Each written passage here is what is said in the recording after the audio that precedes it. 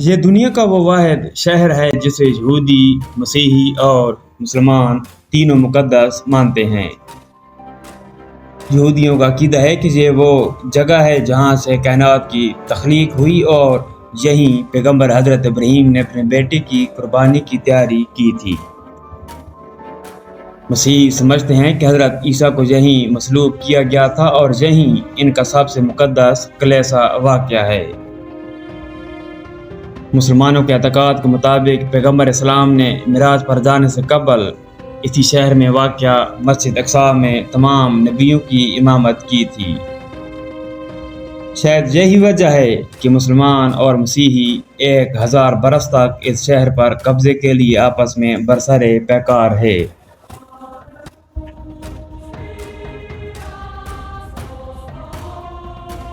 سب سے پہلے حضرت ابراہیم علیہ السلام اور ان کے بھتیجے لوط علیہ السلام نے عراق سے بیت المقدس کی طرف ہجرت کی تھی۔ سن 620 میں حضور کریم صلی اللہ علیہ وآلہ وسلم جبریل امین کی رہنمائی میں مکہ سے بیت المقدس پہنچے اور پھر معراج آسمانی کے لیے تشریف لے گئے۔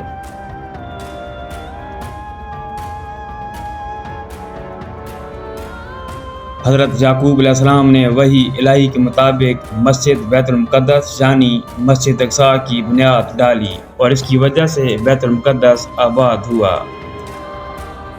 پھر عرصہ دراز کے بعد حضرت سلیمان علیہ السلام کے حکم سے مسجد اور شہر کی تعمیر اور تجدید کی گئی، اس لیے یہودی مسجد بیت المقدس کو ہیکل سلیمانی کہتے ہیں۔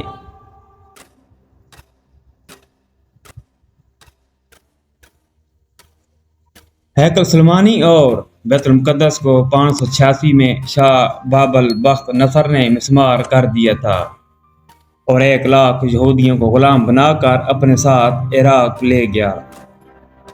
بیت المقدس کے اس دور بربادی میں حضرت عزیر علیہ السلام کا وہاں سے گزر ہوا۔ انہوں نے اس شہر کو ویران پایا تو تعجب ظاہر کیا کہ کیا یہ شہر پھر کبھی آباد ہوگا۔ اس پر اللہ نے انہیں موت دے دی اور جب وہ 100 سال بعد اٹھائے گئے تو یہ دیکھ کر حیران ہوئے کہ بیت المقدس پھر آباد اور پررونق شہر بن چکا تھا۔ بخت نصر کے بعد 539 میں شہنشاہ فارس روش کبیر نے بابل فتح کر کے بنی اسرائیل کو واپس جانے کی اجازت دے دی۔ یہودی حکمران ہیرود اعظم کے زمانے میں یہودیوں نے بیت المقدس شہر اور ہیکل سلیمانی پھر تعمیر کر لیے۔ یروشلم پر دوسری تباہی رومیوں کے دور میں نازل ہوئی۔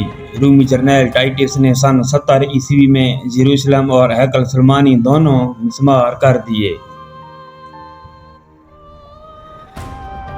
137 میں رومی شہنشاہ ہیڈرین نے شوریدہ سارے یہودیوں کو بیت المقدس اور فلسطین سے جلا وطن کر دیا۔ 4 صدی عیسوی میں رومیوں نے مسیحیت قبول کر لی اور بیت المقدس میں گرجے تعمیر کیے۔ مسلم تاریخ کے مطابق جب نبی کریم صلی اللہ علیہ وآلہ وسلم معراج کو جاتے ہوئے بیت المقدس پہنچے تو 2 ہجری بمطابق سن 624 تک بیت المقدس ہی مسلمانوں کا قبلہ تھا۔